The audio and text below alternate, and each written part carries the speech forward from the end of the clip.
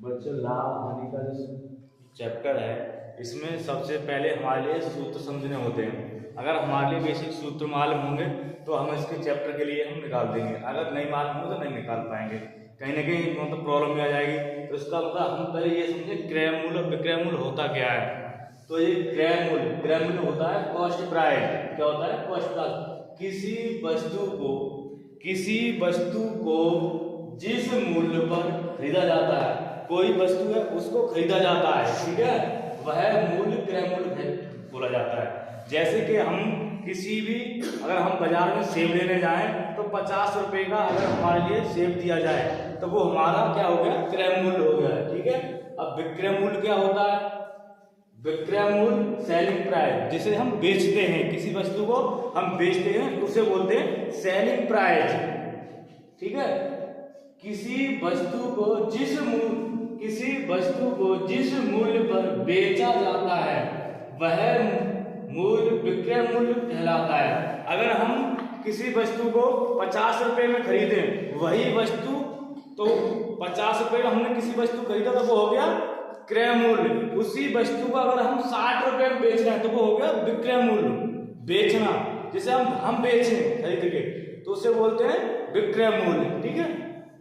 आगे आता लाभ। अब आता आगे के लिए कि लाभ कैसे निकालें, किसी वस्तु को लाभ हुई या हानि हुई, ठीक है।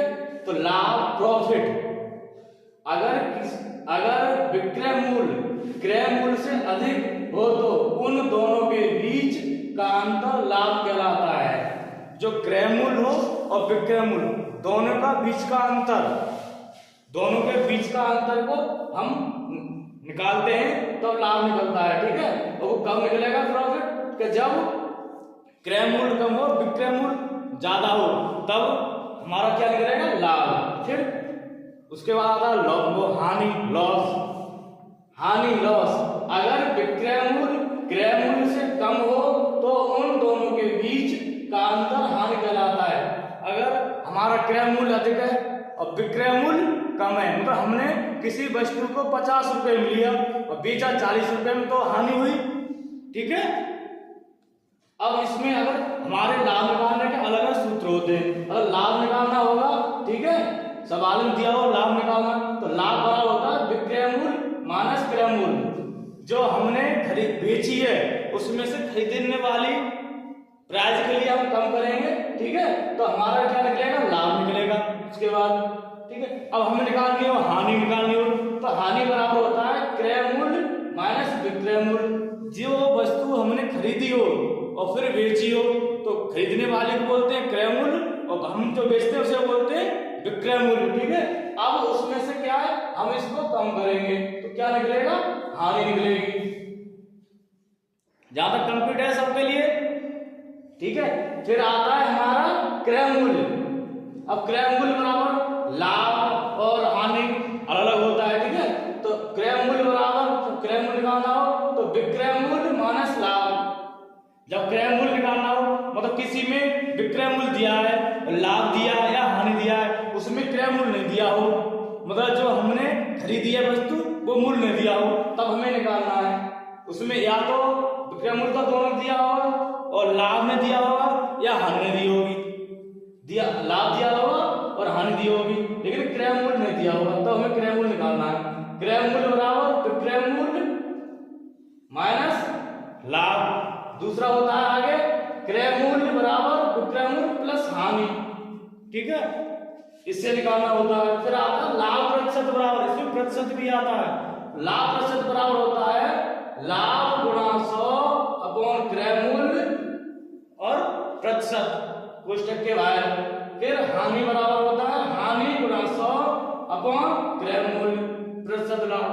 अगर इसी में कोई सवाल आ जाए, जैसे किसी वस्तु को इसी में सवाल आ जाए जैसे, ठीक है, अब हम एक एग्जांपल लेते हैं, इसी का उठाते हैं। इसमें दे रखा है एक व्यक्ति किसी वस्तु को 200 रुपए में खरीदता है। कितने में? 200 रुपए में खरीदता है वस्तु को, तो ये क्या हो गया? हमारा क्रय मूल्य हो गया ये, ठीक है। और 180 में बेचता है, 180 में बेचता है, ये क्या हुआ, विक्रय मूल्य हुआ हमारा, विक्रय मूल्य 180 में हुआ। अब कह रहा है ये उसका हानि प्रतिशत क्या है, उसको हानि प्रतिशत में निकालना है। तो हानि प्रतिशत में निकालना है तो क्रय मूल्य होता है, क्रय मूल्य में से हम विक्रय मूल्य को कम करेंगे, तो 2 से माइनस 180 बराबर कितना निकला 20। 20 क्या निकली है, ये हानि निकली, क्या निकली है, हानि। अब हानि वाले सूत्र में रख दो, क्या पूछ रहा है ये, प्रतिशत में पूछ रहा है, इस सूत्र में रखेंगे हम। तो 20 क्या होगी, हानि गुणा 100 अपॉन नीचे क्रय मूल्य दे रखा है ये वाला, तो क्रय मूल्य कितना है हमारा 2 से प्रतिशत हानि। अब हम काट दें 2 0 से 2 0, ठीक, 2 से 2 एक बार 10% आ गया इसका आंसर।